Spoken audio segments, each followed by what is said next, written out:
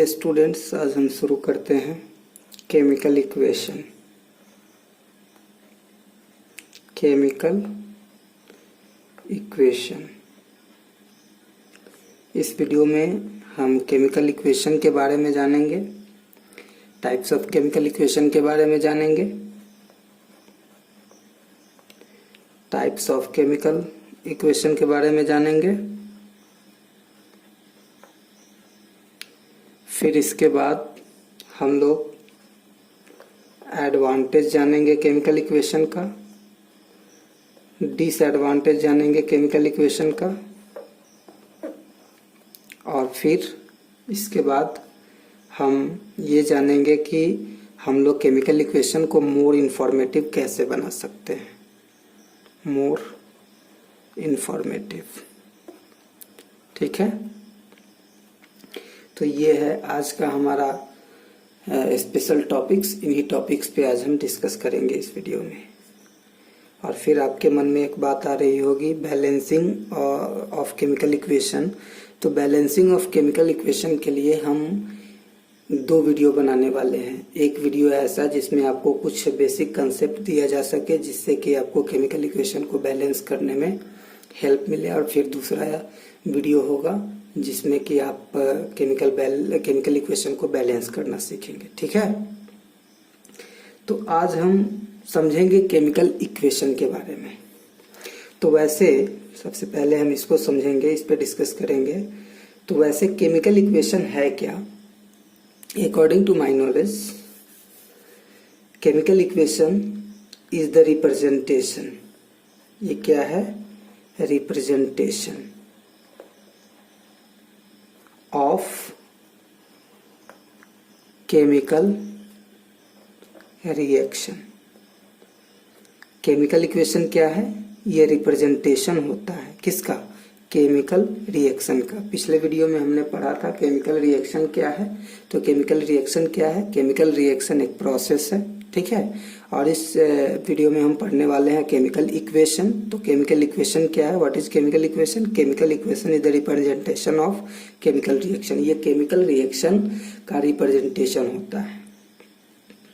जब भी हम किसी केमिकल इक्वेशन को रिप्रेजेंट करते हैं तो उसे केमिकल इक्वेशन कहा जाता है। तो इसको रिप्रेजेंट करने का दो तरीका हमारे पास होता है। एक तरीका होता है इन टर्म्स ऑफ वर्ड, और दूसरा तरीका होता है इन टर्म्स ऑफ फॉर्मूला।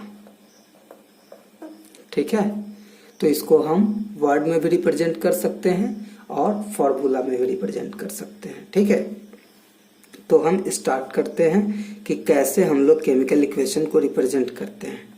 तो रिप्रेजेंट करने के लिए सबसे पहले हमें कंसीडर करना होगा किसी एक केमिकल रिएक्शन को। ठीक है, तो हम कंसीडर करते हैं कि when dilute H2SO4, dilute H2SO4, या इसको लिख सकते हैं हम लोग sulphuric acid, sulphuric acid poured over zinc granulus, then zinc sulfate is formed with hydrogen gas. Hydrogen gas, जब डाइल्यूट सल्फ्यूरिक एसिड को हम लोग गिराते हैं किसके ऊपर? जिंक के टुकड़े के ऊपर, तो जिंक सल्फेट और हाइड्रोजन गैस क्या होता है? फॉर्म होता है। तो इसको पहले हम इन टर्म्स ऑफ वर्ड में लिखेंगे। तो टर्म्स ऑफ वर्ड क्या है? लिख सकते हैं हम लोग zinc plus sulfuric acid, it gives zinc sulfate plus hydrogen gas plus hydrogen हो गया। तो ये जो रिप्रेजेंटेशन हम देख रहे हैं ये हमारा केमिकल रिएक्शन है। इसको पढ़ने के बाद हमें पता चलता है कि हमें करना क्या है, ठीक है। और इस चीज को, ये जो टर्म्स हैं, ये जो पॉइंट्स हैं, इन पॉइंट्स को इस तरह से हमने जो रिप्रेजेंट किया है, ये रिप्रेजेंटेशन कहलाता है केमिकल इक्वेशन, ठीक है। तो ये हमने रिप्रेजेंट किया है किसमें, इन टर्म्स ऑफ वर्ड में रिप्रेजेंट किया है, ठीक है। अब इन्हीं को इन टर्म्स ऑफ फॉर्मूला में कैसे रिप्रेजेंट करेंगे ये देखना है हमें। तो सेकेंड पॉइंट है, अब इस पे ध्यान देना है हमें। तो आप जानते हैं कि यहाँ जिंक है, जिंक का फॉर्मूला आपको याद होना चाहिए Zn। ये सल्फ्यूरिक एसिड है, इसका भी फॉर्मूला आपको याद होना चाहिए H2SO4। इट गिव्स, ये जिंक सल्फेट है, इसका फॉर्मूला भी आपको याद होना चाहिए ZnSO4। और ये हाइड्रोजन है, इसका तो फॉर्मूला आप लोगों को याद ही होगा। अब इसके बगल में हम एरो डाल रहे हैं, चूंकि ये गैस बनकर इवोल्यूट हो रहा है, ये गैस बन के निकल रहा है, ठीक ना। तो इस चीज को आप समझ गए, ये है केमिकल इक्वेशन, ठीक है। ये भी है केमिकल इक्वेशन। तो इस केमिकल इक्वेशन को हम लोग कहते हैं वर्ड इक्वेशन। इसको क्या कहते हैं हम लोग, इसको कहते हैं हम लोग वर्ड इक्वेशन, ठीक है। और ये जो सेकेंड है, इन टर्म्स ऑफ फॉर्मूला, जो हम फॉर्मूला के टर्म में लिखे हैं, इन्हें कहा जाता है केमिकल इक्वेशन। इन्हें क्या कहते हैं हम लोग, केमिकल इक्वेशन। या इसका एक और नाम होता है, इसे हम एक और दूसरे नाम से जानते हैं, जिसे हम कहते हैं स्केलेटल इक्वेशन। क्या कहते हैं, स्केलेटल इक्वेशन, स्केलेटल इक्वेशन भी इसे हम कह सकते हैं, ठीक है। अब इस चीज को आप समझ गए कि केमिकल इक्वेशन क्या होता है। एक बार फिर से आप इसको रिपीट करेंगे, chemical equation is the representation of chemical reaction. ये केमिकल रिएक्शन का रिप्रेजेंटेशन है, ठीक ना। और इसको रिप्रेजेंट करने का हमारे पास दो तरीका होता है। एक होता है इन टर्म्स ऑफ वर्ड, जब हम इसको वर्ड में रिप्रेजेंट करते हैं इस तरह से, तो इसे हम कहते हैं वर्ड इक्वेशन, ठीक है। और फिर दूसरा तरीका हमारे पास होता है इन टर्म्स ऑफ फॉर्मूला। तो फॉर्मूला के रूप में जब हम इन्हें रिप्रेजेंट करते हैं तो ये इस तरह से रिप्रेजेंट होता है, और इसे हम लोग केमिकल इक्वेशन या स्केलेटल इक्वेशन भी कहते हैं, ठीक है। तो ये जो टॉपिक्स हमने पढ़ा, इससे रिलेटेड मैंने नोट्स तैयार किया है, इस नोट्स को भी आप देखेंगे।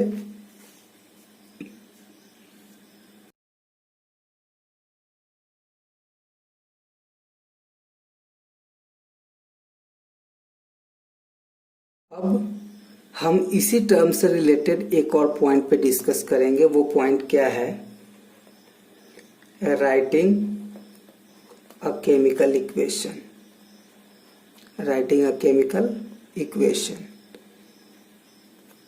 इसका मीनिंग ये हुआ कि हम केमिकल इक्वेशन को कैसे लिखेंगे, हम केमिकल इक्वेशन को किस तरह से लिखेंगे, ठीक है। तो केमिकल इक्वेशन को लिखने का तरीका है, ये हो गया एरो, जो कि डायरेक्शन ऑफ रिएक्शन को शो करता है, ठीक है। और ये हुआ इसका राइट साइड, क्या हुआ, राइट साइड। और ये हुआ इसका लेफ्ट साइड, क्या हुआ, लेफ्ट साइड।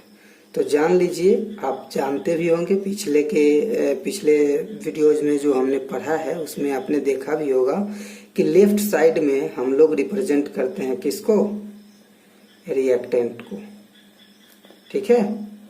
और फिर रिएक्टेंट के बाद होता है एरो, और राइट साइड में हम लोग रिप्रेजेंट करते हैं किसको, प्रोडक्ट को। अब यहाँ हमें समझना ये चीज है कि अगर रिएक्टेंट में मोर देन वन सब्सटेंस होते हैं तो दोनों सब्सटेंस के बीच में हम प्लस का सिंबल यूज करते हैं, और प्रोडक्ट में भी अगर मोर देन वन सब्सटेंस होते हैं तो हम वहां पे प्लस का साइन यूज करते हैं, ठीक है, प्लस का सिंबल यूज करते हैं। तो इसके लिए भी हम एक रिएक्शन कंसीडर करते हैं। तो देखते हैं कोई एक रिएक्शन, जैसे Fe प्लस H2O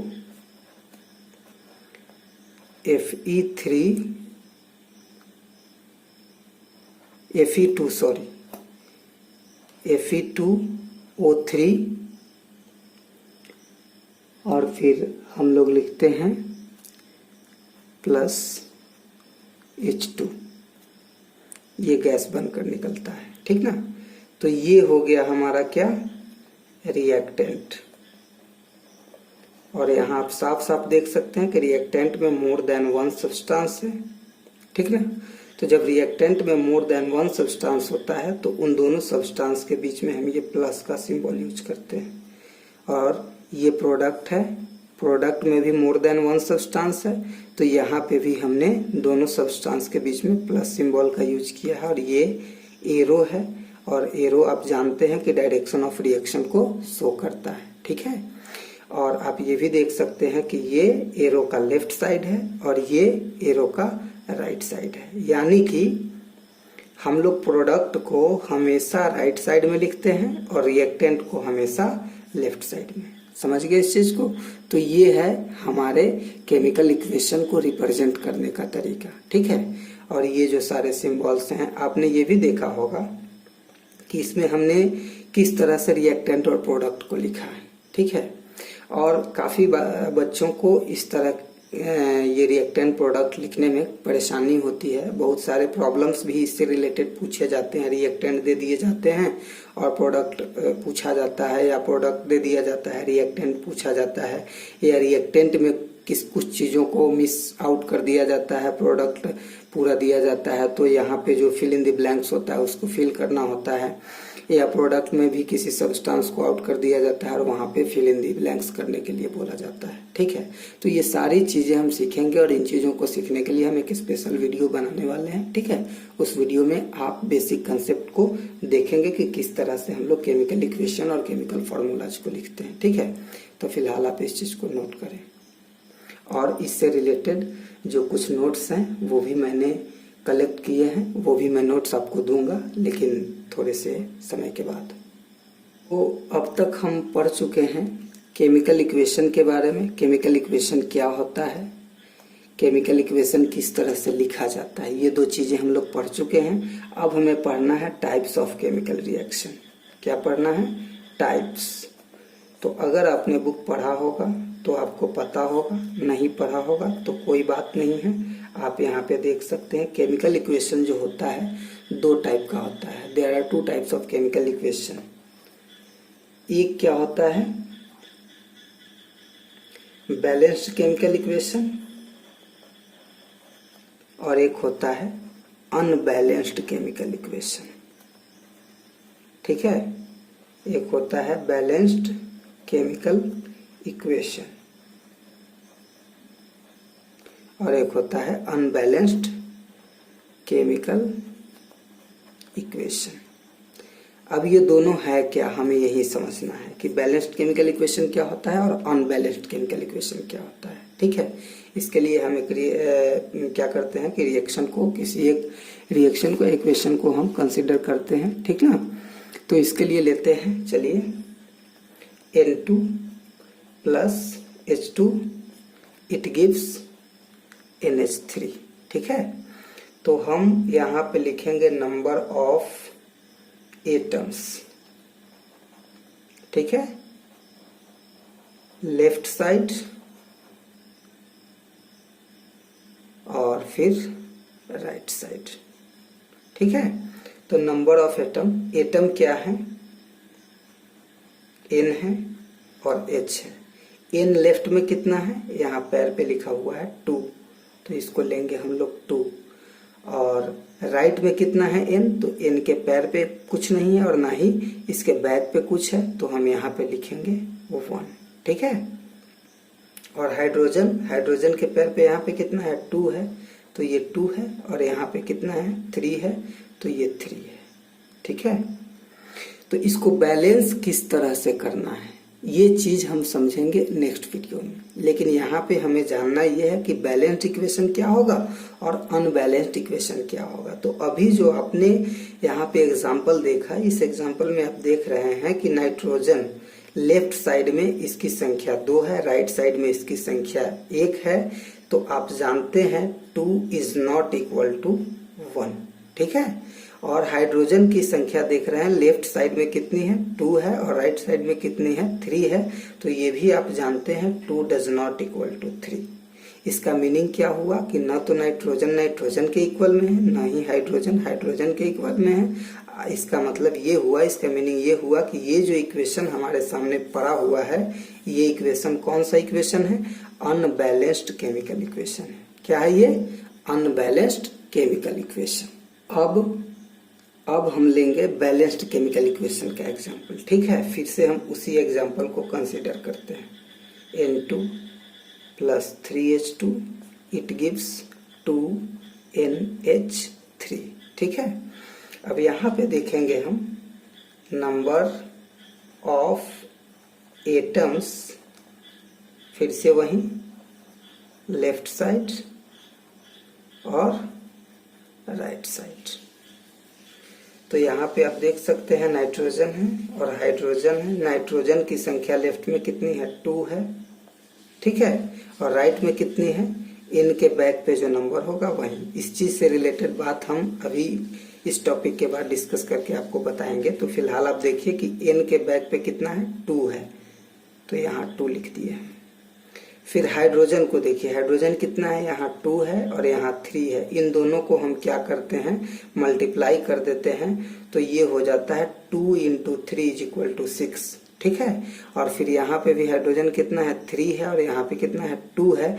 तो इन दोनों को मल्टीप्लाई कर देते हैं, ये हो जाता है 6। ठीक है, तो आप देख रहे हैं 2 = 2 और 6 = 6, यानी कि लेफ्ट में भी नाइट्रोजन की संख्या 2 और राइट में भी नाइट्रोजन की संख्या 2 है। हाइड्रोजन की संख्या लेफ्ट में भी 6 है और राइट में भी 6 है। तो इस तरह से जो ये इक्वेशन है हमारा, हम देख सकते हैं इस इक्वेशन को, ये है हमारा बैलेंस्ड केमिकल इक्वेशन। ठीक है, अब आपके मन में एक सवाल आ रहा होगा कि हमने यहाँ पे 2 लिखा, ये तो ठीक है, ये तो बात समझ में आ रही है, लेकिन यहाँ पे हमने 2 कैसे लिखा, यहाँ पे हमने 6 कैसे लिखा, फिर यहाँ भी हमने 6 कैसे लिखा। ठीक है, तो अब हम इस पॉइंट पे डिस्कस करेंगे। ओके, तो हमें डिस्कस करना है कि किसी गिवन फॉर्मूला में नंबर ऑफ एटम कितना होता है। तो हम उसके लिए ये लेते हैं, ये है A, ये इसका हेड होता है, ये इसका फुट होता है और ये होता है इसका बैक। मैथ्स में आपने पढ़ा होगा कि मैथ्स में आपने पढ़ा होगा, थोड़ा सा उसको रिकॉल कीजिए। मैथ्स में पढ़ा होगा कि हेड पे जो नंबर लिखा हुआ होता है वो होता है पावर। एक मिनट, हेड पे जो नंबर होता है मैथ्स में वो होता है पावर। ठीक है, और फुट पे जो नंबर लिखा हुआ होता है वो होता है टर्म्स। ठीक है, और बैक पे जो नंबर लिखा हुआ होता है वो होता है क्या? कोफिशिएंट। क्या होता है? कोफिशिएंट। और जब इसी चीज को हम केमिस्ट्री में पढ़ते हैं, ठीक है, इसी को केमिस्ट्री में पढ़ेंगे, तो ये पावर नहीं होकर ये हो जाता है चार्ज। क्या हो जाता है? चार्ज। और ये टर्म नहीं होकर ये हो जाता है नंबर ऑफ एटम। क्या हो जाता है? Number of atom in 1 molecule. क्या हो जाता है? Number of atom in 1 molecule. ठीक है, और ये जो कॉफिशिएंट होता है इसको हम कॉफिशिएंट कह सकते हैं। क्या कह सकते हैं? कॉफिशिएंट ही कह सकते हैं। ठीक है, तो ये कॉफिशिएंट हो जाता है। ठीक, अब हमें निकालना है, हमें सीखना है क्या? Number of atom in A given molecule. किसी गिवन मोलिक्यूल में नंबर ऑफ एटम कितना होगा ये हमें जानना है। तो इसके लिए सिंपली हम क्या करेंगे कि बैक इनटू फुट कर देंगे। बैक इनटू फुट कर देंगे तो हमें प्राप्त हो जाएगा क्या? ये number of atom in 1 molecule. ठीक है, अब हम फिर से उसी टर्म्स को लेते हैं, उसी रिएक्शन को लेते हैं जो था N2 plus 3H2 it gives 2NH3। ठीक है, तो अब यहाँ पे देखिए इसके बैक पे कुछ नहीं है, तो आप जानते हैं मैथमेटिक्स के रूल के हिसाब से कि बैक पे अगर कुछ नहीं होता है तो उसको 1 माना जाता है। ठीक है ना, और फुट पे कितना है 2 है, तो नंबर ऑफ एटम्स निकालने के लिए हमें क्या करना है, हमने करना है 1 into 2, तो ये इज इक्वल टू कितना हो गया 2 हो गया। ठीक है, फिर अब इसमें निकालना है, तो आप देखिए इसके बैक पे 3 है और फुट पे 2 है, तो हमने क्या करना है 3 into back into foot. Back कितना है 3 है और फुट कितना है 2 है, तो ये हो गया 6। ठीक है, तो इसमें तो ये बात हम समझ गए, लेकिन इसमें ये बात हमें समझ में नहीं आई, तो इसको समझते हैं अब देखिए मैथमेटिक्स में भी आप जानते होंगे कि जो नंबर बैक पे होता है वो सबके लिए कंसीडरेबल होता है। ठीक है ना, तो यहाँ पे जो लिखा हुआ है 2NH3, तो ये जो 2 है ये N के लिए भी है और H के लिए भी है। ठीक है, ये 2 N के लिए भी काउंट होगा और H के लिए भी काउंट होगा, दोनों के लिए काउंट होगा। ठीक है, तो इस हिसाब से यहाँ पे N के पैर पे कुछ नहीं है तो 1 है, तो यहाँ पे संख्या निकालने के लिए क्या करेंगे 2 into 1 तो इज इक्वल टू 2 होगा, और ये 2 H के लिए भी कंसीडरेबल है, तो H के बैक पे कितना हुआ 2 हुआ और फुट पे कितना हुआ 3 हुआ, तो ये हो गया 6। तो इस तरह से हम लेते हैं, और इस चीज को और डिटेल में जब हम बैलेंसिंग ऑफ केमिकल इक्वेशन सीखेंगे पढ़ेंगे तो उसमें भी इन चीजों को हम अच्छी तरह से जानेंगे। ओके, तो अब तक हम लोग 3 चीज पढ़ चुके हैं, केमिकल इक्वेशन को लिखा कैसे जाए और types of chemical equation.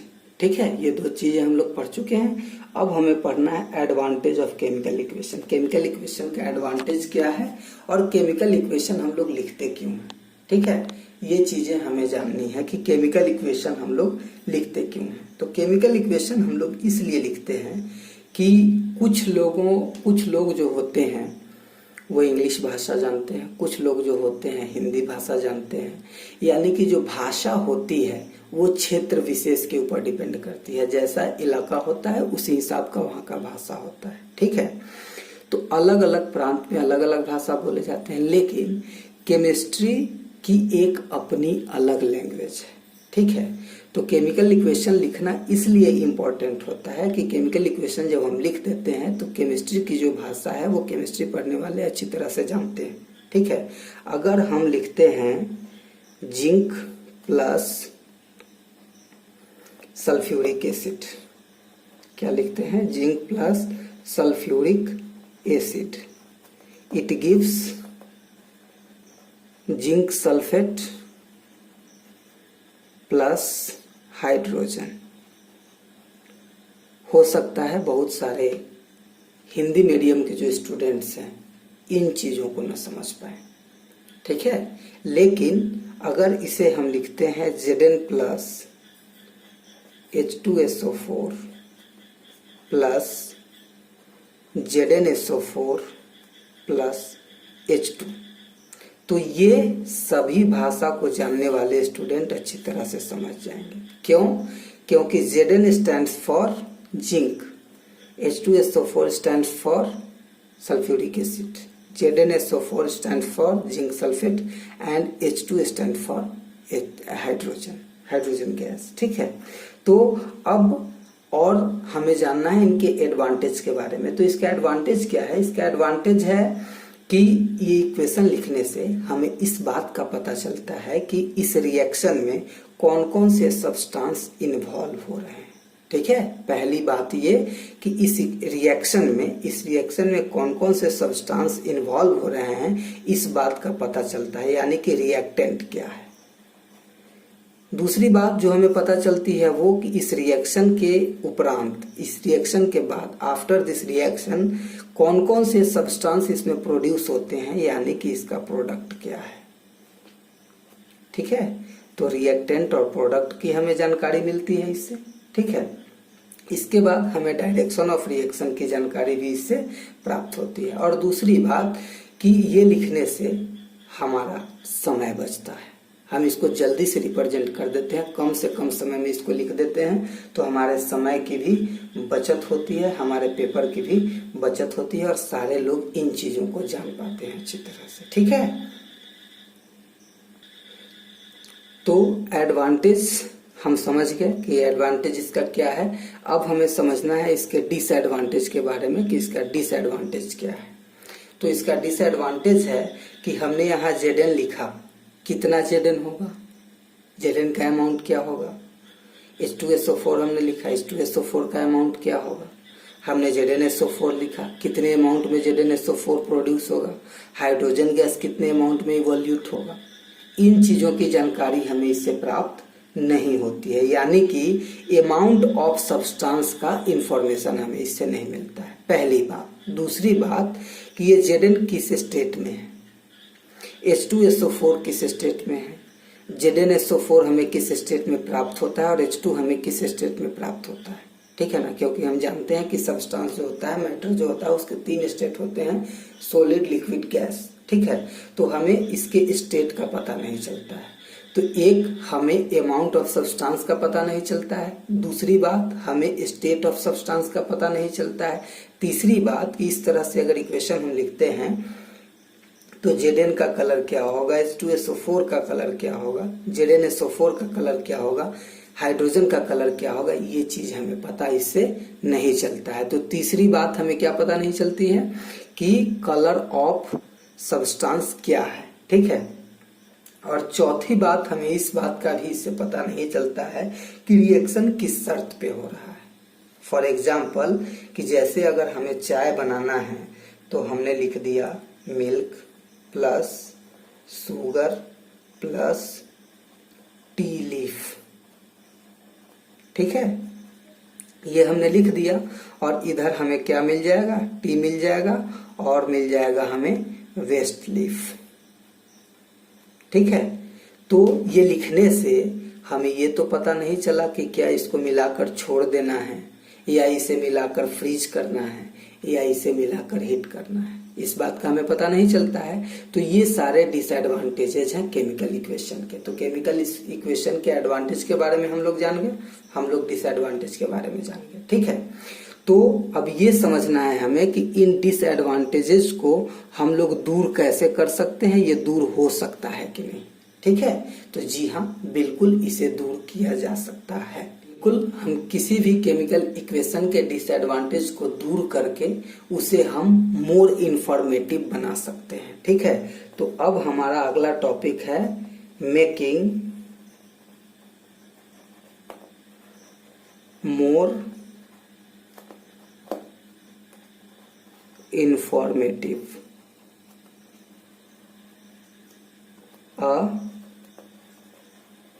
Chemical equation.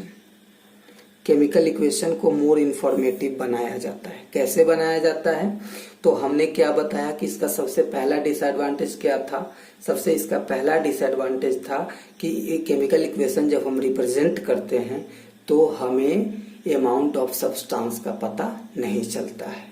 तो हम एक बार फिर से उसी इक्वेशन को लिखते हैं, Zn plus H2SO4 it gives ZnSO4 plus H2, ठीक है। तो हम क्या करेंगे, इसके नीचे ब्रैकेट में इसके अमाउंट को लिख देंगे, ठीक है। अगर हम इसके नीचे ब्रैकेट में अमाउंट को लिख देंगे तो हमें पता चल जाएगा कि कितना अमाउंट Zn का लगा, कितना अमाउंट H2SO4 का यूज हुआ, कितना अमाउंट ZnSO4 प्रोड्यूस हुआ और कितने अमाउंट में H2 गैस रिलीज हुआ, ठीक है। ये बातें हमें इससे पता चल जाएंगी। दूसरा जो इसका डिसएडवांटेज था वो था स्टेट ऑफ सब्सटेंस, ठीक है। तो जो भी सब्सटेंस भाग लेते हैं उनके स्टेट को किस तरह से हम लोग रिप्रेजेंट कर सकते हैं। देखिए, अगर सॉलिड सब्सटेंस है तो सॉलिड के बदले स्मॉल एस लिख देंगे यही ब्रैकेट में, नीचे ब्रैकेट देकर, ठीक है। अगर लिक्विड है तो हम क्या करेंगे कि लिक्विड के बदले स्मॉल अल्फाबेट का एल लिख देंगे, ठीक है। और अगर गैस है, ठीक है, तो हम यहीं पे गैस लिख देंगे, ठीक। तो ये बात पता चल गया। अगर वो सॉल्यूशन में है, वाटर के साथ मिला हुआ है, तो उसको हम लोग लिख सकते हैं एक्वस। अगर सॉल्यूशन के फॉर्म में है तो शॉर्ट में हम लिख देंगे AQ। तो इस तरह से हम सब्सटेंस के स्टेट का इंफॉर्मेशन इसमें रिप्रेजेंट कर सकते हैं, जिससे ये केमिकल इक्वेशन और इंफॉर्मेटिव, मोर इंफॉर्मेटिव बन सकता है, ठीक है। फिर इसके बाद कंसंट्रेशन को भी हम लोग रिप्रेजेंट कर सकते हैं। क्या कर सकते हैं? कंसंट्रेशन को। तो कंसंट्रेशन आप जानते हैं कि कंसंट्रेशन क्या होता है। कंसंट्रेशन के लिए कॉन्क यूज करेंगे हम लोग, ये शॉर्ट में, और एक होता है डाइल्यूट।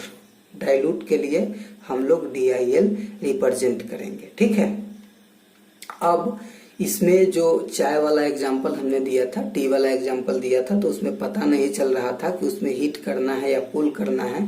तो अगर किसी इक्वेशन में कंडीशन ये है कि इन दोनों को मिक्स करके हीट करना है, तो हीटिंग के लिए हम ट्रायंगल बना देंगे एरो के ऊपर। ये जो एरो है, इस एरो के ऊपर हम क्या करेंगे? ट्रायंगल बना देंगे। बस इतना ध्यान देना है कि हीटिंग के लिए ट्रायंगल का वर्टेक्स ऊपर होना चाहिए। ठीक है। और अगर हमें कूल करना है तो कूलिंग के लिए भी हम लोग ट्रायंगल ही बनाएंगे, लेकिन ये ध्यान देना है कि जो कूलिंग के लिए हम लोग जो ट्रायंगल यूज कर रहे हैं उसका वर्टेक्स नीचे की तरफ होना चाहिए। ठीक है। और अगर किसी इक्वेशन में गैस इवॉल्व हो रहा है, क्या गैस इवॉल्व हो रहा है, या हम लोग लिख सकते हैं इवोल्यूशन ऑफ गैस। ठीक है। क्या? Evolution of gas. तो इवोल्यूशन ऑफ गैस को रिप्रेजेंट करने के लिए हम लोग उस सब्सटेंस के बगल में ऊपर की तरफ एरो का सिंबल दे सकते हैं। जैसे इसमें हाइड्रोजन गैस इवॉल्व हो रहा है, तो यहाँ पे हम बगल में एरो दे सकते हैं। इससे पता चल जाएगा कि यहाँ पे गैस इवॉल्व हो रहा है। ठीक है। और अगर प्रिसिपिटेट बन रहा है, ठीक है ना, क्या बन रहा है? प्रिसिपिटेट। तो जो सब्सटेंस प्रिसिपिटेट के रूप में फॉर्म हो रहा है, उसके नीचे हम, उसके बगल में हम नीचे की तरफ एरो का सिंबल दे देंगे। ठीक है। तो इस तरह से हम किसी केमिकल इक्वेशन को मोर इंफॉर्मेटिव बना सकते हैं। ठीक। तो आज हमने जितना टॉपिक पढ़ा, उन टॉपिक से रिलेटेड मैंने कुछ नोट्स आपको दे दिए हैं और कुछ नोट्स देने अभी बाकी है। तो अब आगे का नोट्स आप यहां से ले सकते हैं। तो यहाँ अच्छी तरह से कि पेज नंबर यहाँ पे दिया हुआ है, इससे आपको नोट करने में कोई परेशानी नहीं होगी।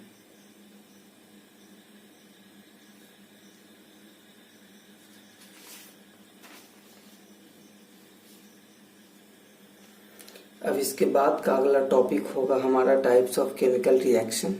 तो मैं उम्मीद करता हूं कि आपको ये वीडियो जरूर पसंद आएगा। और टाइप्स ऑफ केमिकल रिएक्शन पढ़ने से पहले हमें दो टॉपिक डिस्कस करना है। एक बैलेंसिंग ऑफ केमिकल इक्वेशन और उससे रिलेटेड जो कुछ बेसिक कंसेप्ट है उसके बारे में, तो वो वीडियो देखना भूलिएगा नहीं। और अब तक जो आपने हमारे चैनल को सब्सक्राइब नहीं किया है तो आप हमारे चैनल को सब्सक्राइब करेंगे। वीडियो अच्छा लगा तो इसे लाइक और शेयर जरूर कीजिएगा। धन्यवाद।